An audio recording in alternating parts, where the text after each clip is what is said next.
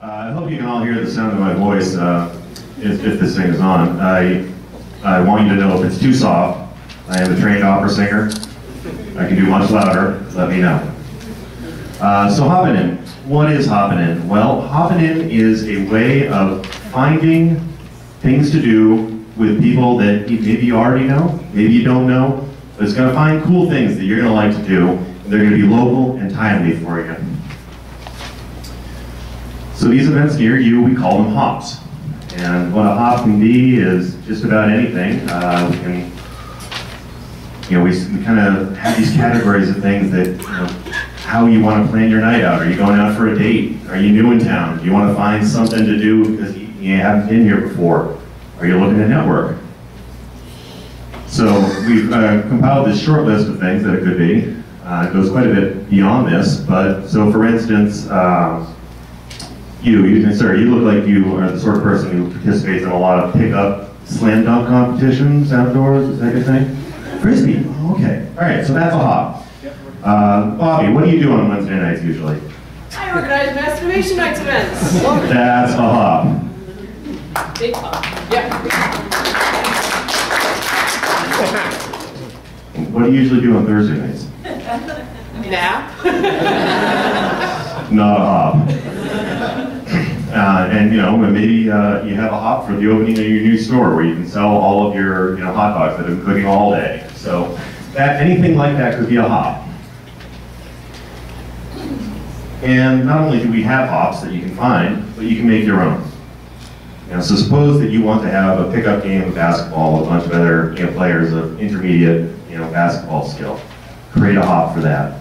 If you're the owner of a food truck, you're going to go camp out in a new neighborhood where you've never been before. Create a hop for that. One of my favorite examples, I have a friend who's a Scottish fiddler. Very, very good. If she throws down her fiddle case in Harvard Square, everyone who takes the tea is going to see her as they go out.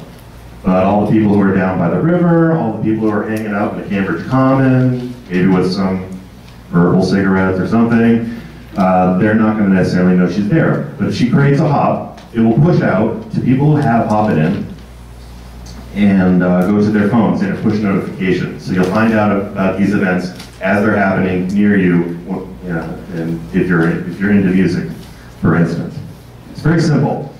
If you think about something like Eventbrite, where you have to set up an event, you have to be at your desktop for it to be efficient. It takes you through a whole bunch of different screens.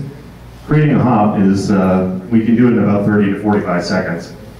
And then if the hop's starting now, it pushes out to people who are within a certain radius of you. If it's starting later, it pushes out as the events come to pass.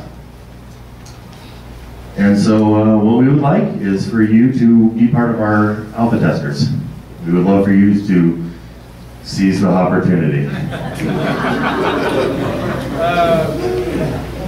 We have more of those, trust me. But we will be launching our app in just a matter of days, and we are looking for people to have, as alpha testers. You are our VIPs because that's the URL we chose. And what also we'd like to ask you to do is, if you could, tweet about it, like you see happening over on the tweet team over here.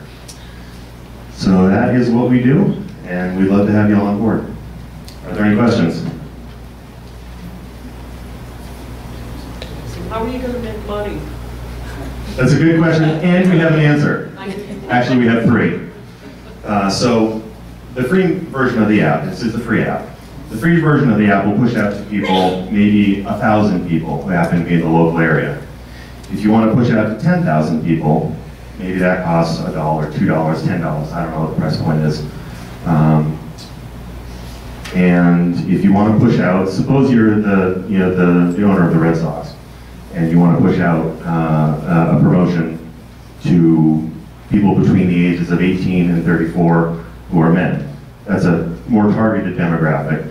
That might cost $10. If you want to push out to 10,000 people who are 18 to 34-year-olds who you know are Red Sox or Boston sports fans, maybe that's $50. So we have demographic targeting, size of the target audience, and the final thing is, suppose your business is pushing a deal. If you're a restaurant, you know that you're going to have, it's a rainy Tuesday, you're going to have 24 tops open.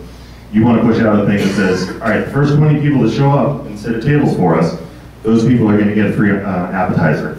You don't want 21 people to show up for that. You want 20. But, so maybe it's $8 off, we ask for 2. And everyone wins because the restaurant knows you've shown up. So they got more butts and seats. And we get a little slice of the pie there. Any other question? So if we all have this application and it's wildly successful, what stops me from being just deluged with things on getting alerts on my phone saying this? It's going to be awful, man. No, is there a filtering, or is it just going to start to look like? Yeah, we do have a number of ways of filtering it. We are going to throttle it, for instance. So we're going to try and pick out, maybe you will pick out 5 or 10 or 20, or turn on the fire hose. That'll be a setting that you can set and say, how many of these things do I really want to get as notifications on my phone? Also, over time, as we learn more about you, we'll push out things that are more relevant to you. So we promise not to be completely obnoxious about it. All right, thank you.